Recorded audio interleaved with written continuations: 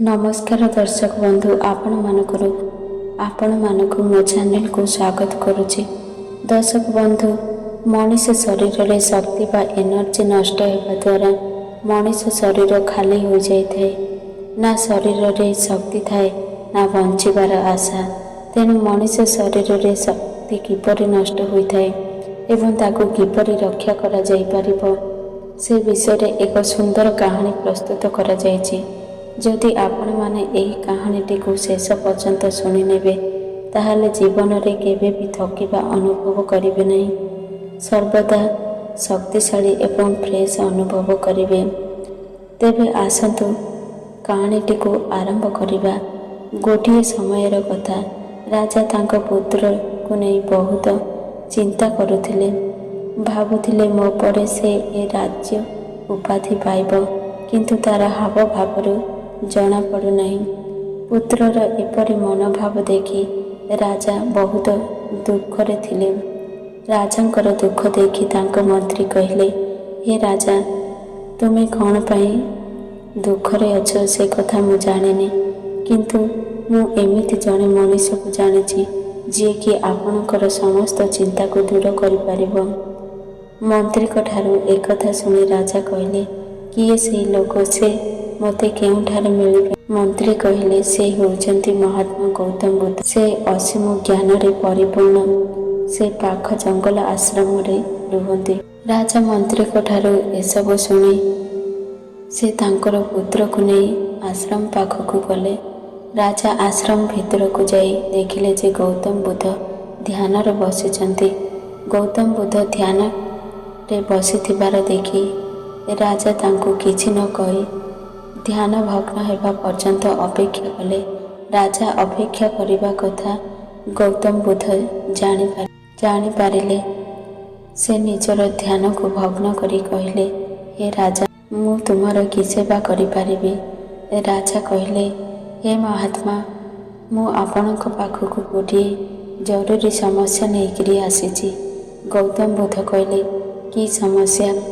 राजा तांको पुत्र को देखाई कहे, एही युवक जनक होचे मोर पुत्र। मु भावे मोर मृत्यु पर से ए राज्यर राजा हेब, किंतु तार हाव भावर जना पड़ू नहीं जे से ए राज्यर राजा होई पारिबो। गौतम बुद्ध कहले, किपरि मनोभाव रहुछि तुम पुत्रर? राजा कहले, से अनेक समय रे थकिबा अनुभव करुछि। जेते पोषक द्रव्य खाइबा को देले मध्य ता शरीर रे शक्ति सृष्टि हो नहीं। जदि से एही भली रहिबो ताहले से किपरि जणे मजबूत राजा रे परिणत हे। राजांक ठारू समस्त कथा गौतम बुद्ध सुनिले एवं कहले, हे राजा, मनीष शरीर रे शक्तिर ह्रास 5टी कारण जोगु होइथाए। मु तुमको सेही 5टी कारण विषय कहि, तुमे मन दे शुण। भविष्यत रे तुम पुत्र सेही 5टी अभ्यासर शिकार जेपरि न हो। गौतम बुद्ध कथा को आग को बढ़ाई कहले, प्रथम अभ्यास हेउचे मन को वर्तमान रे न रखी भूतकाल भविष्यत समय भाविबारे व्यस्त रहिबा। जेतेबेले मनीष अतीत कथा को चिंता करिबारे समय बिताई थाए, सेतेबेले शरीर एवं मन भितरे एक गभीर दूरता सृष्टि होइथाए, जेउथिपाई कि मनीष चिंतारे पड़ी जाइथाए एवं ता शरीर रे शक्ति सृष्टि हेले मध्य ताहा कार्यक्षम करिपारे नाही एवं ताकू थकिबा अनुभव हुए। तेणु हे राजन, आपण पुत्र को कहतु अधिकांश समय वर्तमान कार्य करिबा उचित। द्वितीय कारण हेउची खाली शोईकी रहिबा, किछि न करिबा। शरीर को सुंदर एवं सतेज रखिबा को हेले किछि ना किछि शारीरिक परिश्रम करिबा उचित। तेणु हे राजन, तुम पुत्र शारीरिक परिश्रम एवं खेलकूद रे नियुक्ति हेबा दरकार, जहा फल से जणे भल मनीष होई पारिबो। तृतीय कारण हेउची मनीष शरीरर शक्ति नष्ट मूल कारण हेउची ଜୀବନରେ ମଜବୁତ ଲକ୍ଷ୍ୟ ନ ରଖିବା। ଯେଉଁମାନେ ଜୀବନରେ ଲକ୍ଷ୍ୟ ନ ରଖନ୍ତି ସେମାନେ କେବେ ବି ଜୀବନରେ ଆଗକୁ ବଢ଼ିପାରନ୍ତି ନାହିଁ। ତେଣୁ ଜୀବନରେ ଲକ୍ଷ୍ୟ ରଖିବା ଜରୁରୀ ଏବଂ ସେହି ଲକ୍ଷ୍ୟକୁ ସଫଳ କରିବା ପାଇଁ ମଣିଷର ଚେଷ୍ଟା, ଆଶା ଏବଂ ସଂଘର୍ଷ କରିବା ଆବଶ୍ୟକ, ଯାହାରି ଫଳରେ ସେ ଜଣେ ସକ୍ସେସ୍ ମଣିଷ ହୋଇପାରିବ।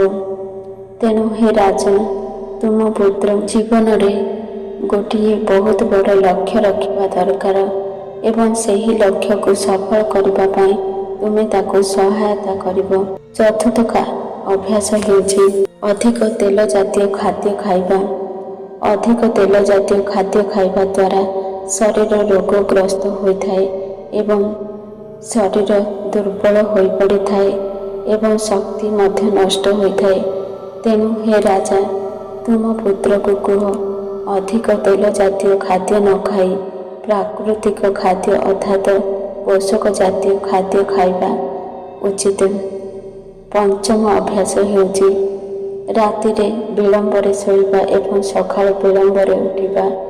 ଏହା ଶରୀର ପ୍ରତି କ୍ଷତିକାରକ ହୋଇଥାଏ ଏବଂ ମସ୍ତିଷ୍କ ଉପରେ ଏହାର ବହୁତ ଖରାପ ପ୍ରଭାବ ପକାଇଥାଏ।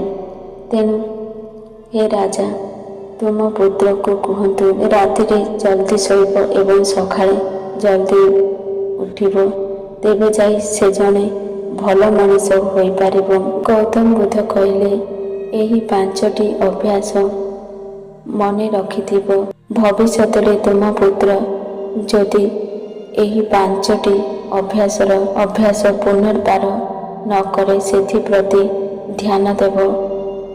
ରାଜା ଗୌତମ ବୁଦ୍ଧଙ୍କୁ ଧନ୍ୟବାଦ ଦେଲେ ଏବଂ ନିଜ ମହଲକୁ ଫେରି ଆସିଲେ।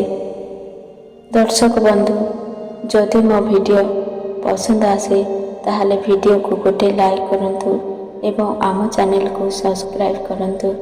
ଜୟ ଜଗନ୍ନାଥ।